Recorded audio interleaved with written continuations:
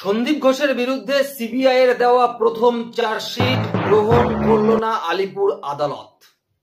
৮৭ দিন পর চার্জশিট, তথ্য প্রমাণ উল্লেখ করে চার্জশিট, ১২৫ পাতার চার্জশিট, তাও কেন গ্রহণ করলো না আলিপুর আদালত? আরজি করের আর্থিক দুর্নীতির নেতৃত্বই যখন দিয়েছিল সন্দীপ ঘোষ, সেটাই যখন উল্লেখ ছিল চার্জশিটে, তাও কেন চার্জশিট গ্রহণ করা হলো না? ২০২০ সালের করোনার সময়ও যে আর্থিক দুর্নীতি ঘটেছে এই স্বাস্থ্য ক্ষেত্রে, তারও ঝলক কিন্তু চার্জশিটে দেখা গেছে।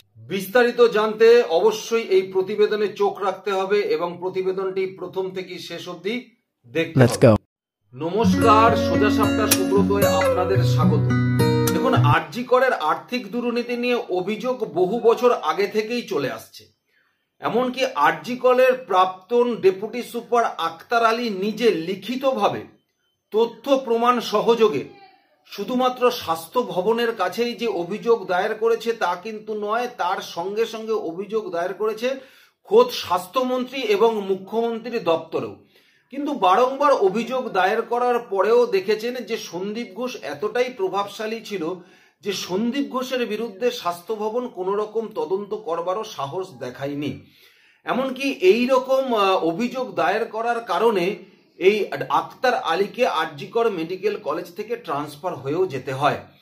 কিন্তু দেখুন, যখন এই আরজি করের ডাক্তারি পড়ুয়ার হত্যাকাণ্ড ঘটলো, ঠিক তারপরে দাঁড়িয়ে এই আরজি করের প্রাক্তন ডেপুটি সুপার আক্তার আলী আইনজীবী তরুণজ্যোতি তিওয়ারির সহযোগিতায় কলকাতা হাইকোর্টে মামলা দায়ের করে এবং সেই মামলার উপরে ভিত্তি করে কলকাতা হাইকোর্ট আরজি করের এই আর্থিক দুর্নীতির ক্ষেত্রে সিবিআই তদন্তের নির্দেশ দেয় এবং সেই মুহূর্তে সিবিআই এর অফিসাররাই আরজি করের এই ডাক্তারি পড়ুয়ার হত্যার তদন্তের রহস্য ভেদে ইতিমধ্যে কলকাতায় এসে পৌঁছে গেছিলেন এবং সেই মুহূর্তেই যখন কলকাতা হাইকোর্ট সিবিআই এর কাছে আর্থিক দুর্নীতির ক্ষেত্রে তদন্তভার দিয়েছিল, সেই সময় দাঁড়িয়ে যেরকম ভাবে ডাক্তারি পড়ুয়ার সেই ধর্ষণ এবং হত্যার ঘটনা এবং তার সঙ্গে আর্থিক দুর্নীতির তদন্ত দুটো যখন এক ব্যক্তি যখন সেখানকার অধ্যক্ষ ছিলেন সন্দীপ ঘোষ, তাকে নিয়ে নাড়াচাড়া শুরু করে এবং সেই নাড়াচাড়া করতে করতে আমরা দেখলাম প্রায় 10 দিন 11 দিন ধরে টানা প্রায় 14 ঘন্টা 15 ঘন্টা ধরে আরজি করের প্রাক্তন অধ্যক্ষ সন্দীপ ঘোষকে জিজ্ঞাসাবাদ করে সিবিআই এবং তারপরে অবশেষে আর্থিক দুর্নীতির মামলায় সন্দীপ ঘোষকে গ্রেপ্তার করে সিবিআই। তারপর থেকে বহু প্রতীক্ষার অবসান। আমরা প্রত্যেকে ভাবছিলাম যে সন্দীপ ঘোষের বিরুদ্ধে চার্জশিট কবে জমা দেবে, সিবিআই তদন্ত কতদূর এগোলো, আর্থিক দুর্নীতির ক্ষেত্রেও সিবিআই তদন্ত কতদূর এগিয়ে নিয়ে যেতে পারলো, কারণ সিবিআই বারবার বলেছেন যে এই ডাক্তারি পড়ুয়ার হত্যার পেছনে আছে বৃহত্তর ষড়যন্ত্র এবং এই ষড়যন্ত্রকে কেন্দ্র করে রয়েছে এই আরজি করের আর্থিক দুর্নীতি। এবং একটা সরকারি মেডিকেল কলেজে আর্থিক দুর্নীতি কি কি হতে পারে সেই সম্বন্ধে হয়তো পশ্চিমবঙ্গের মানুষের অতটা ধারণাই ছিল না আগে, যতটাই আরজি করের ঘটনার পরে যখন সিবিআই আর্থিক দুর্নীতি মামলায় তদন্ত করতে গিয়ে যে তথ্যগুলো সামনে নিয়ে এসেছে সেই সব তথ্যগুলো জানার পরে পশ্চিমবঙ্গের মানুষ অনেকেই উপলব্ধি করতে পেরেছে যে স্বাস্থ্য ক্ষেত্রে কিরকম দুর্নীতি হতে পারে এবং সেই দুর্নীতির সংখ্যাটা কত হাজার কোটিতে গিয়ে দাঁড়াতে পারে, এখন সেটাই প্রশ্নচিহ্নের মুখে দাঁড়িয়ে গেছে। তবে দীর্ঘ প্রতীক্ষার অবসানের পরে 87 দিন পরে আরজি কর মামলায় সিবিআই প্রথম চার্জশিট জমা করলো আলিপুর আদালতে এবং শুধু সন্দীপ ঘোষই নয়, কারণ সন্দীপ ঘোষকে গ্রেপ্তার করবার পরে আমরা দেখেছি প্রায় সন্দীপ ঘোষ ঘনিষ্ঠ আরো 5 জনকে সিবিআই গ্রেপ্তার করেছিল এই একই আর্থিক দুর্নীতি মামলায় এবং তাদেরকে জিজ্ঞাসাবাদ করার ফলে একাধিক তথ্য সিবিআই এর হাতে উঠে আসে এবং সেই তথ্যগুলোর ওপর ভিত্তি করেই চার্জশিট সিবিআই গতকাল জমা করেছে আলিপুর আদালতে এবং সেই চার্জশিটের সাথে সাথে একাধিক তথ্যগুলো কিন্তু উল্লেখ করে দিয়েছে।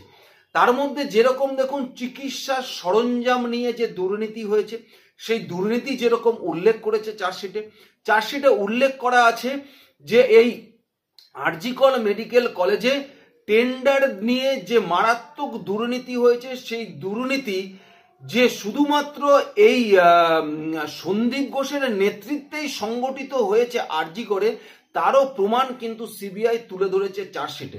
এবং তার সঙ্গে সঙ্গে সিবিআই এটাও তুলে ধরেছে যে বিভিন্ন সময় এই নিম্নমানের ওষুধ, জাল ওষুধ, এক্সপায়ারি ডেটের ওষুধ বারবার সরবরাহ করা হয়েছে এই টেন্ডারের মাধ্যমে একটি সংস্থার দ্বারা। সেই সংস্থারও তথ্য উল্লেখ করে সিবিআই চার্জশিটে জমা করেছে। সিবিআই চার্জশিটে এটাও জমা করেছে যে বিভিন্ন সরকারি জমিতে এই সন্দীপ ঘোষ তার প্রভাব খাটিয়ে সেই সরকারি জায়গাগুলোকে ব্যবসায়িক ক্ষেত্র বানিয়ে নিয়েছিল সন্দীপ ঘোষ। তার সঙ্গে সঙ্গে সিবিআই চার্জশিটে এটাও জমা করেছে যে সিবিআই এর সাথে সাথে যখন ইডি বুঝতে পেরেছিল যে এর সাথে আর্থিক দুর্নীতি ইনভলভ, হাজার হাজার কোটি টাকার কালো মানি বা ব্ল্যাক মানি ইনভলভ আছে, টাকাগুলো কোথায় আছে, সেক্ষেত্রে কিন্তু ইডিও একাধিকবার তদন্ত করেছে। এবং তদন্ত করতে গিয়ে ইডি কিন্তু সন্দীপ ঘোষের ঘনিষ্ঠ আত্মীয়দের বাড়িতেও কিন্তু তল্লাশি করেছে। সন্দীপ ঘোষের শ্বশুর বাড়িতে তল্লাশি করেছে, সন্দীপ ঘোষের শালীর বাড়িতে তল্লাশি করেছে, বিভিন্ন জায়গায় তল্লাশি করেছেন, এমনকি সন্দীপ ঘোষের নিজের বাড়িতে পর্যন্ত ইডি তল্লাশি করেছে। এবং সেই তল্লাশি করতে গিয়ে ইডির হাতে সেই আরজি করে প্রাক্তন ডেপুটি সুপার আক্তার আলীর দায়ের করা অভিযোগ সন্দীপ ঘোষের বিরুদ্ধে যেটা মুখ্যমন্ত্রীর দপ্তরে করা হয়েছিল, সেই অভিযোগপত্র সন্দীপ ঘোষের বাড়ির শ্বশুর বাড়ির ডয়ার থেকেই পাওয়া গেছে। তার মানে যার বিরুদ্ধে আক্তার আলী অভিযোগ করছে যার কাছে, তার কাছ থেকে যার বিরুদ্ধে অভিযোগ করেছে তার কাছেই সেই অভিযোগপত্র আবার ফেরত দিয়ে দেওয়া হয়েছে। তাহলে এবারে ভেবে নিন যে সন্দীপ ঘোষ কতটা প্রভাবশালী ছিল, যে সন্দীপ ঘোষের বিরুদ্ধে দায়ের করা অভিযোগপত্র, সেই অভিযোগপত্র সন্দীপ ঘোষের কাছে চলে আসতো। তার মানে চেন ওয়াইজ প্রভাবশালী লিঙ্ক আপ ছিল বলেই এই আর্থিক দুর্নীতি এবং এই প্রভাব সন্দীপ ঘোষের পক্ষে আরজি করে বসে থেকে খাটানো সম্ভব হয়েছে। তারপরে যখন সিবিআই এই সমস্ত বিষয়গুলোকে চার্জশিটে উল্লেখ করে, এই চার্জশিটে উল্লেখ করার সঙ্গে সঙ্গে সিবিআই এমন একটি তথ্য চার্জশিটে উল্লেখ করেছেন যেখান থেকে সিবিআই মনে হলো 2020 সালে করোনা পরিস্থিতিতে বারবার যে এই মেডিকেল সরঞ্জামের আর্থিক দুর্নীতির অভিযোগ বিরোধীদের পক্ষ থেকে এসেছে, হয়তো সেই দরজাও সিবিআই এর খুলে গেল। দেখুন কেন আমি কথাটি বললাম, তার কারণ 2020 সালে এই করোনার সময় এই করোনার পিপি কিট সহ বিভিন্ন মেডিকেল সরঞ্জাম নিয়ে একাধিক দুর্নীতির অভিযোগ ওঠে এই স্বাস্থ্য দপ্তরের বিরুদ্ধে, এই আরজি করের বিরুদ্ধে। এমনকি আরজি কর মেডিকেল কলেজ ছাড়াও কলকাতার একাধিক নামি দামি মেডিকেল কলেজের বিরুদ্ধে কিন্তু সেই অভিযোগ উঠেছিল এবং সেটা ছিল গুরুতর অভিযোগ। সেই অভিযোগ ঢাকতে গিয়ে Mamata Bandyopadhyay one man commission করেছিল, যে কমিশনটা আলাপন বন্দ্যোপাধ্যায়ের নেতৃত্বে কমিশন করেছিল। এবং যখন আলাপন বন্দ্যোপাধ্যায় মমতা বন্দ্যোপাধ্যায়ের খুব কাছের লোক, মমতা বন্দ্যোপাধ্যায় নিজে স্বাস্থ্যমন্ত্রী, মমতা বন্দ্যোপাধ্যায়ের কথার বাইরে আলাপন বন্দ্যোপাধ্যায় যে যাবে না এটা সবাই চোখ বন্ধ করেই বলে দিতে পারে। সুতরাং যা হওয়ার তাই হয়েছে। আলাপন বন্দ্যোপাধ্যায়ের সিঙ্গেল ম্যান কমিশন, সেই কমিশন গঠন করে এই করোনা পরিস্থিতিতে যে পিপি কিট এবং মেডিকেলের অন্য অন্য সরঞ্জাম এবং ওষুধপত্রে যে পরিমাণ দুর্নীতি হয়েছে, সেই দুর্নীতিটাকে টোটাল চাপা দেওয়ার জন্য যে প্রচেষ্টা করার, সেই প্রচেষ্টাই এই স্বাস্থ্য দপ্তর এবং স্বাস্থ্যমন্ত্রীর পক্ষ থেকে জারি ছিল। কিন্তু আরজি করের এই দুর্নীতি মামলার তদন্ত করতে করতে সিবিআই দেখে যে আরজি করে 2020 সালে সেই করোনা পরিস্থিতিতেই হঠাৎ করে একটা স্কিল ল্যাব তৈরি করা হয়েছিল এবং সেই স্কিল ল্যাব তৈরির জন্য যে বরাত দেওয়া হয়েছিল, সেই বরাত দেওয়া হয়েছিল মা তারা ট্রেডার্সকে। এই মা তারা ট্রেডার্স হচ্ছে বিপ্লব সিনহার কোম্পানি, যে বিপ্লব সিনহা হচ্ছে এই মুহূর্তে দাঁড়িয়ে সন্দীপ ঘোষের সাথে একই সাথে রয়েছে। কারণ সন্দীপ ঘোষ সহ যে 5 জনের বিরুদ্ধে চার্জশিট সিবিআই আলিপুর আদালতে জমা করেছে, তার মধ্যে সন্দীপ ঘোষ আছে, আশিস পান্ডে আছে, বিপ্লব সিনহা আছে, সুমন হাজরা আছে এবং রয়েছে সন্দীপ ঘোষের নিজের দেহরক্ষী। তো সেই 5 জনের মধ্যে এই বিপ্লব সিনহা সেই বরাত পেয়েছিল, বিপ্লব সিনহার কোম্পানি মা তারা ট্রেডার্স তার বরাত পেয়েছিল এবং সেই স্কিল যে ল্যাব, সেই স্কিল ল্যাব তৈরি করার ক্ষেত্রে যে টেন্ডার ডাকা হয়েছিল, যে বরাত দেওয়া হয়েছিল, সেক্ষেত্রে এই মা তারা ট্রেডার্স মানে বিপ্লব সিনহা তার কোম্পানি যে ভ্যালু দিয়েছিল, সেই ভ্যালুর মূল্য মানে যে দাম দিয়েছিল সেই স্কিল ল্যাব করার ক্ষেত্রে টেন্ডারে, তার মূল্য দিয়েছিল 2,97,36,000 টাকা। এবং তার থেকে অনেক কম টেন্ডার দিয়েছিল অন্য অন্য সংস্থাও, কিন্তু তাদের সেই সংস্থাকে কিন্তু আরজি করের সেই স্কিল ল্যাব তৈরি করার জন্য সেই বরাত কিন্তু দেওয়া হয়নি। সুতরাং এক্ষেত্রে যে টেন্ডারের দুর্নীতি হয়েছে সেটা সিবিআই ধরে নিয়েছে। কিন্তু আরো চমকপ্রদ কথা যে সিবিআই খুঁজতে খুঁজতে এমন জায়গায় পৌঁছে গেছে যেখানে সিবিআই দেখেছে যে ওই একই সময়ে ডায়মন্ড হারবার হসপিটালে ওই একই ল্যাব তৈরি করা হয়েছে, সেই স্কিল ল্যাব, যেখানে দাঁড়িয়ে ওখানে মানে চিকিৎসকের ক্ষেত্রে কিছু প্রশিক্ষণ দেওয়া হবে, সেই ল্যাব তৈরি করা হয়েছে। যে ল্যাব আরজি করে তৈরি করা হয়েছে সেই ল্যাবই ডায়মন্ড হারবারে তৈরি করা হয়েছে, কিন্তু ডায়মন্ড হারবারে সেই ল্যাব তৈরি করতে খরচা হয়েছে 61,47,294 টাকা। কিন্তু সেই একই ল্যাব তৈরি করতে কি করে তার 4 গুণ টাকা 2,97,36,000 টাকা খরচা হয় আরজি করে দাঁড়িয়ে, প্রশ্নটা এখানেই উঠে গেছে। তার মানে ধরে নিয়েছে এবং তদন্তের মধ্যে দিয়ে সিবিআই এটা বার করে নিয়েছে যে আরজি করে সেই টেন্ডার দুর্নীতি তো হয়েছেই, তার সঙ্গে সঙ্গে যে সমস্ত কোম্পানিরা সেখানে টেন্ডার ফেলেছিল তাদেরকে ওভারটেক করে তাদের মূল্য আনুমানিক কম থাকলেও তাদেরকে না দিয়ে সেই টেন্ডার দিয়ে দেওয়া হয়েছিল মা তারা ট্রেডার্সকে। নিশ্চয়ই সেক্ষেত্রে সন্দীপ ঘোষের কোনো না কোনো পয়সার যোগাযোগ, টাকার কানেকশন অবশ্যই ছিল বা কাটমানি অবশ্যই ছিল, না হলে সন্দীপ ঘোষ কেন এতগুলো সংস্থাকে টপকে মা তারা ট্রেডার্সকেই সেই টেন্ডার দিয়ে দিয়েছিল। এবং সন্দীপ ঘোষ যখন এত কোটি টাকায় সেই মা তারা ট্রেডার্সকে টেন্ডার দিয়েছে, অনুরূপভাবে ডায়মন্ড হারবারে সেই একই জায়গায় টেন্ডার হচ্ছে তার থেকে 6 গুণ কম টাকায়, সে খবর কি স্বাস্থ্য দপ্তরের কাছে ছিল না? কারণ টাকাটা দিয়েছে স্বাস্থ্য দপ্তর।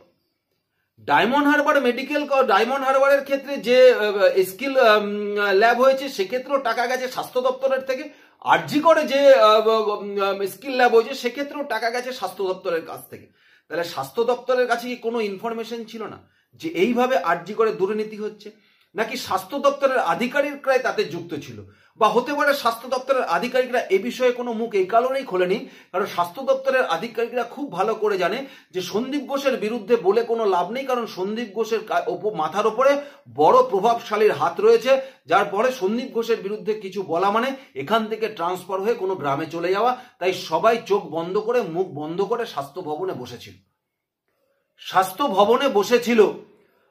সুতরাং কিন্তু অবশেষে কালকে যে চার্জশিট সিবিআই জমা করলো, সেই চার্জশিট কিন্তু গ্রাহ্য করতে পারলো না, বা চার্জশিট 125 পাতার চার্জশিট জমা করলেও সেই চার্জশিট আলিপুর আদালত কিন্তু গ্রহণ করতে পারলো না। তার কারণ যেহেতু সন্দীপ ঘোষ এবং তার সঙ্গে আশিস পান্ডে এই দুজনই সরকারি হাসপাতালের চিকিৎসক, সুতরাং তাদের বিরুদ্ধে চার্জশিট গঠন করতে গেলে রাজ্য সরকারের কাছে চার্জশিট অনুমোদন করাতে হবে। কিন্তু রাজ্য সরকার এখনো পর্যন্ত কিছু অনুমোদন করে দেয়নি সন্দীপ ঘোষ এবং আশিস পান্ডের বিরুদ্ধে। কেন অনুমোদন করে দেয়নি তার কারণ আপনারা খুব ভালো করেই জানেন যে রাজ্য সরকার কোনোদিনই চায় না যে সন্দীপ ঘোষের বিরুদ্ধে তদন্ত হোক, রাজ্য সরকার কোনোদিনই চায় না আশিস পান্ডের বিরুদ্ধে তদন্ত হোক। রাজ্য সরকার যদি সত্যিই তাদের বিরুদ্ধে তদন্ত চাইতো, রাজ্য সরকার যদি সত্যি দুর্নীতিকে সামনে নিয়ে আসতে চাইতো, রাজ্যে মমতা বন্দ্যোপাধ্যায় বলেছে আমি কিছু জানি না, যদি সত্যি মমতা বন্দ্যোপাধ্যায় কিছু না জেনে থাকতো, তাহলে কেন এই আশিস পান্ডে এবং সন্দীপ ঘোষ, যাকে প্রধান নেতা হিসেবে দেখানো হয়েছে দুর্নীতির, তার বিরুদ্ধে চার্জ গঠনের অনুমোদন কেন দিচ্ছে না এই রাজ্য সরকার? এই প্রশ্ন আপনারা অবশ্যই করবেন, কিন্তু এই প্রশ্ন আপনারা নিজেদেরকে অবশ্যই করবেন। সুতরাং বুঝতে পারছেন তো সন্দীপ ঘোষ কেন প্রভাবশালী, কার হাত সন্দীপ ঘোষের মাথার উপর ছিল, এ বিষয়ে চোখ বন্ধ করেও কিন্তু আপনারা বলে দিতে পারবেন। তাহলে আপনারা বলুন যে আদৌ মমতা বন্দ্যোপাধ্যায় কি চায় যে স্বাস্থ্য ক্ষেত্রে দুর্নীতি উন্মোচিত হয়, যারা অপরাধ করেছে তারা শাস্তি পাক? নাকি মমতা বন্দ্যোপাধ্যায় নিজেই এই দুর্নীতির সাথে লিপ্ত বা নিজেই এই দুর্নীতিবাজদের চাপা দেওয়ার জন্য, দুর্নীতির সমস্ত কর্মকাণ্ডকে ধামাচাপা দেওয়ার জন্য এই রাজ্য সরকারের পক্ষ থেকে এই পদক্ষেপ নেওয়া হয়েছে? অবশ্যই আমাকে আপনারা কমেন্টস বক্সে জানাবেন। ধন্যবাদ, নমস্কার।